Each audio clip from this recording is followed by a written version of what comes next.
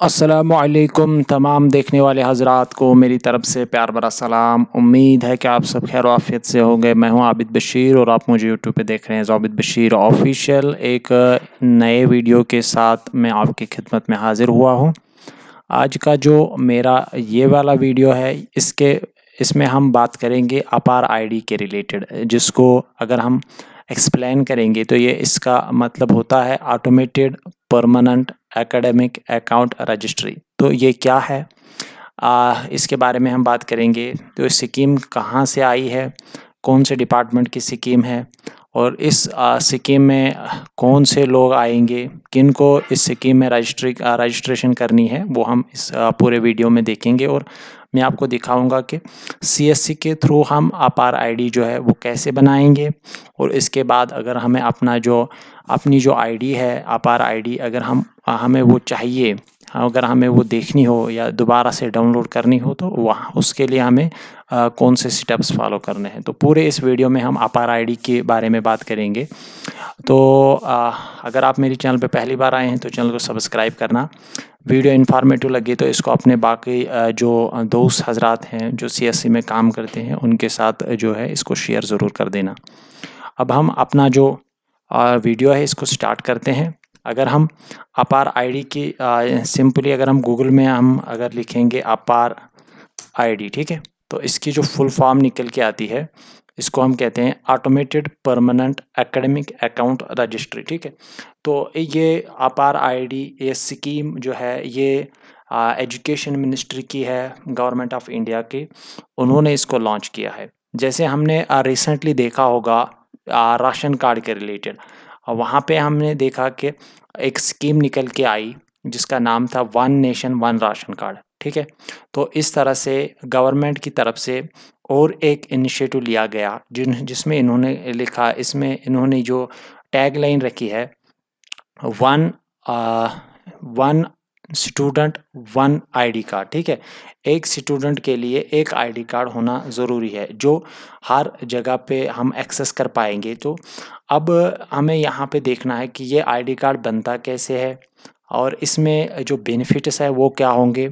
तो अगर हम देखेंगे कि अपार आईडी के जो बेनिफिट्स हैं, अगर हम यहाँ पे पहले one nation one student card जो है, सिंपली इसका मतलब ये हो गया कि अगर जे&के का स्टूडेंट है और इसका जो कार्ड है वो एक्सेस किया जाएगा ऑनलाइन पोर्टल से थ्रू आउट इंडिया। ठीक है, जैसे one nation one ration card में हमें अगर जे&के में कोई दूसरे स्टेट का बंदा आता है वो भी यहाँ से राशन जो है वो हासिल कर सकता है, या वो अपनी जो राशन कार्ड की डिटेल्स हैं, फैमिली मेम्बर्स की डिटेल्स जो हैं वो यहाँ पे भी उनको एक्सेस कर पाएगा। तो इसी तरह से यहाँ पे वन स्टूडेंट वन नेशन या one student one ID card का जो ये नारा है, जो ये स्कीम है, इस पे भी हम यही मतलब यहाँ पे भी हम या गवर्नमेंट यही चाहता है कि जितनी भी डिटेल्स होंगी, जो भी एकेडमिक डिटेल्स होंगी, जो भी स्किल अचीवमेंट्स होंगी, जो भी कोई बंदा किसी जगह पे कोई अगर वो किसी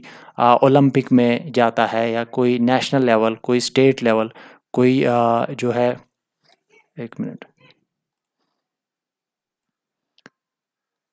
तो जो बेनिफिट्स है अपार आईडी के, इसमें हमारी या स्टूडेंट्स की जो भी अचीवमेंट्स होंगी स्कूल लेवल पे, चाहे इंटरनल एग्ज़ाम्स होंगे, एक्सटर्नल एग्ज़ाम्स होंगे, बोर्ड एग्ज़ाम्स होंगे, या अगर वो को करिकुलर एक्टिविटीज़ में हिस्सा लेते हैं या स्टेट लेवल पे हिस्सा लेते हैं, नेशनल लेवल पे हिस्सा लेते हैं या डिस्ट्रिक्ट लेवल पे हिस्सा लेते हैं, तो वहाँ पे जो भी अचीवमेंट्स आ जाएंगी हो जाएंगी या अवेल करेंगे वो लोग, तो वो सारी अचीवमेंट्स जो है वो रिकॉर्ड हो जाएंगी और उनका जो डेटा है वो एंटर हो जाएगा अपार आईडी पे। तो यही बेनिफिट है। आगे इसमें क्या होगा कि एक अपार आईडी की वजह से बहुत सारे जो फ्रॉड्स होते हैं प्रेजेंट डे में, प्रेजेंट टाइम में, रिगार्डिंग डिग्रीज या रिगार्डिंग सर्टिफिकेट्स, तो वो जो फ्रॉड्स हैं उनकी जो लेवल है, की जो परसेंटेज है वो बहुत ज़्यादा घट जाएगी, कम हो जाएगी। तो उनके जो चांसेस है वो बहुत ज़्यादा कम हो जाएंगे। और इसका दूसरा जो नाम है अपार आईडी का, इसको कहते हैं ABC, academic bank of credits. अगर हम यहाँ पे आएंगे, मैं यहाँ से अपनी जो CSC आईडी है वो यहाँ पे लॉगिन करूँगा। अब मैं दिखाऊँगा आपको कि CSC के थ्रू इसको कहाँ से अप्लाई करना है और वहाँ पे आपने कौन जो डिटेल्स है या कौन सी जो टर्म है वो सर्च करनी है, कौन सा नाम सर्च करना है और उसके बाद आप यहाँ पे लॉगिन हो पाओगे। जैसे हम अपनी CSC आईडी जब मैंने लॉगिन की तो यहाँ पे मैं APAR लिखूँगा तो APAR ID registration for higher education, ठीक है। हायर एजुकेशन के लिए, हायर एजुकेशन का मतलब है कि 10th के जो 10th पास जो बंदे हैं, जिन स्टूडेंट्स ने 10th क्लियर किया है, अब वो 11th में है, 12th में है, तो वो यहाँ पे आ सकते हैं। या अभी बहुत सारे बोर्ड्स जो है अभी वो यहाँ पे जो है वो रजिस्टर नहीं हुए हैं, वो बोर्ड्स उनका नाम यहाँ पे आता नहीं है। जैसे जब हमें बोर्ड को सिलेक्ट करना होता है तो बहुत सारे बोर्ड्स जो हैं, बहुत सारे स्टेट्स के बोर्ड्स वो अभी यहाँ पे हमें मिलते नहीं हैं या अभी वो उन्होंने यहाँ पे अवेलेबल नहीं रखे हैं। तो थोड़ा सा टाइम लगता है इसमें, जो भी प्रोसेस होता है कोई स्कीम को जब सेंट्रली जब इन्हें थ्रू आउट जो है कंट्री इन्हें जो एस्टेब्लिश करना होता है तो उसमें थोड़ा सा टाइम लगता है। तो यहाँ पे हम अभी प्रोसेस सीखेंगे और इसमें जो फ़ी है, जो एक कार्ड को बनाने के लिए, एक स्टूडेंट को रजिस्टर करने के लिए फ़ीस जो है एक VLE को चार्ज करना है 35 रुपीज़, तो वो भी हम देखेंगे आगे। 35 रुपीज़ यहाँ पे इसमें चार्ज लगेंगे और आपको एक प्लेन शीट जिस पे हम ज़ेरॉक्स निकालते हैं उस पे एक कलर्ड फ़ोटो जो है प्रिंट निकलेगा। कलर्ड में जो प्लेन शीट पे प्रिंट एक निकलेगा, उस पे आपकी जो डिटेल्स हैं वो निकल के आएंगी। उस पे आपका फ़ोटोग्राफ होगा, आपका नाम होगा और ABC नंबर होगा, यानी एकेडमिक बैंक ऑफ क्रेडिट्स का एक नंबर होता है, जैसे हमारे पास आधार कार्ड होता है और ये आधार से ही जनरेट होता है, ठीक है। तो ये जो कार्ड है वो आधार से ही जनरेट हो जाएगा। वन नेशन वन कार्ड, यहाँ पे भी आपने देखा होगा स्लोगन, यहाँ पे अगर आप देखोगे वन नेशन वन कार्ड, जैसे one nation one ration card है, यहाँ पे one nation one student ID है ये। तो हमें यहाँ पे लॉगिन एज VLE करना है। तो लॉगिन एज VLE होने के बाद अब इसके बाद याद रखना, जैसे जब तक ये यहाँ पे लॉगिन हो जाएगा तो हमें कुछ चीज़ों का यहाँ पे ध्यान रखना है। 2 ID कार्ड्स मैंने जो है वो बनाए हैं अभी तक। एक अपना बनाया है, एक कैंडिडेट है इग्नो का वो था, वो उसका मैंने बनाया है। तो अब हमें यहाँ पे ध्यान रखना है कि एक तो जो भी स्कूल में डिटेल्स होती हैं, like name, father name, date of birth, ठीक है, मदर्स नेम वगैरह, ये सारी जितनी भी चीज़ें हैं इनका और आधार कार्ड के साथ मैच होना चाहिए। जैसे जो स्पेलिंग स्कूल में है, जो डेट ऑफ बर्थ स्कूल में है, जो फादर नेम स्कूल में है, उसकी जो स्पेलिंग है वो सब एक एक्यूरेटली मैच होनी चाहिए अपने आधार के साथ, आधार कार्ड के साथ। क्योंकि जब हम यहाँ पे रजिस्टर करेंगे तो उसके वहाँ पे हमें जितनी भी डिटेल्स है वो डायरेक्टली फैच हो जाएंगी आधार कार्ड से, ठीक है।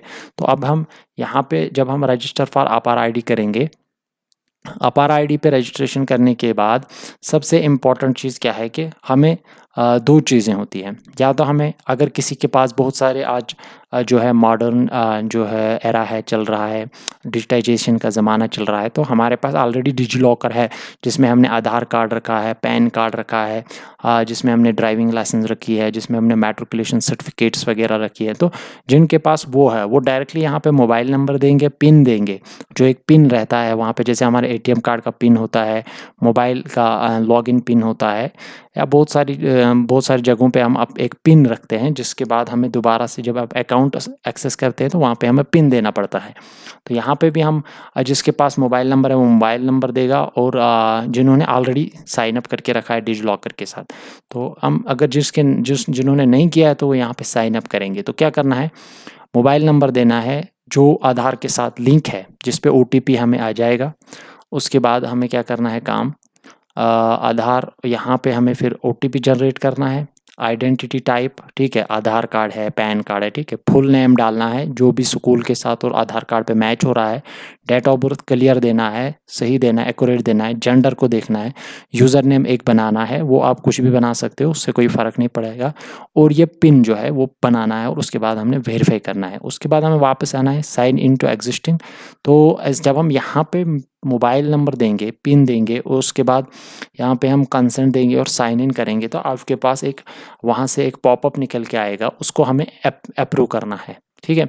एग्री करना है उसके साथ, अप्रूव करना है कि हाँ मैं अपनी जो डिटेल्स वगैरह है, जैसे मैं अपना नाम, अपना डेट ऑफ बर्थ, अपने फादर का नाम, अपना एड्रेस वगैरह वो मैं शेयर कर रहा हूँ किन के साथ, अपार आईडी के साथ। यानी जो वेबसाइट है अपार आईडी, वहाँ पे मुझे कुछ डॉक्यूमेंट, वहाँ पे मुझे कोई किसी डॉक्यूमेंट के लिए अप्लाई करना है, तो जो मेरी डिजी लॉकर में डिटेल्स हैं, आधार वाली डिटेल्स, जैसे मेरा नाम आएगा, फादर नेम आएगा, एड्रेस आएगा, ठीक है, वो सारी डिटेल जो है वो मैं इस वेबसाइट के साथ शेयर कर रहा हूँ। तो जब वो कंफर्म हो जाएगा तो आपको एक OTP आएगा, उस OTP को यहाँ पे जब आप दोगे तो आपकी जो आईडी है वो जनरेट हो जाएगी। तो उसको फिर एक्सेस करने के लिए, या आप डायरेक्टली उस वक्त डाउनलोड भी कर सकते हैं, जैसे मैंने यहाँ पे अपनी आईडी बना के रखी है यहाँ पे, उसको हम यहाँ से फिर डाउनलोड भी कर सकते हैं। जहाँ पे अगर हम आएंगे, कैंडिडेट लिस्ट यहाँ पे आता है, तो यहाँ पे हमारी जो अपार आईडी वगैरह है वो शो हो जाती है। तो आप यहाँ से भी फिर डाउनलोड कर सकते हैं, या आप अपने मोबाइल में डिजी लॉकर रख सकते हैं, तो वहाँ पे भी आप वो फिर एक्सेस कर पाएंगे। एक बार उसको डाउनलोड करके रखना है, इशू डॉक्यूमेंट्स में आपको फिर वो सब शो हो जाएगा। तो ये इसमें आपने एक VLE को अगर आप खुद घर में बैठ के बनाओगे तो सेम यही प्रोसेस है। वहाँ पे आपने सिंपली अपार आईडी के लिए डायरेक्टली जाना है डिजी लॉकर से, और बेटर जो है वो रहेगा CSC के थ्रू, क्योंकि CSC वालों को जो है वो बिल्कुल इन्फॉर्मेशन होती है कि किस तरह से कौन सा डॉक्यूमेंट जो है वो कैसे बनाना है। या अगर कोई बंदा है जिसको नॉलेज अच्छी है तो वो भी बना सकता है, इसमें कोई इशू नहीं है। इसका CSC पे आपको 35 रुपीज़ चार्ज में लगेंगे, जो एक प्लेन शीट पे वो आपको कलर्ड में प्रिंट आउट निकाल के देगा, और बस ये मसला है। इस तरह से मेरा जो वीडियो है यहाँ पे एंड होता है। उम्मीद है कि आपको मेरा जो वीडियो है ये पसंद आया होगा। अपने दोस्तों के साथ, अपने स्टूडेंट्स के साथ इस वीडियो को शेयर कर देना। और इम्पॉर्टेंट चीज़ जो फिर से मैं एक बार दोहरा रहा हूँ वो ये है कि आपका आधार कार्ड बिल्कुल अपडेट होना चाहिए, अप टू डेट होना चाहिए, ठीक है। जो स्कूल में डिटेल्स हैं वो सारी डिटेल्स जो हैं वही आधार पे भी होनी चाहिए। Thank you very much.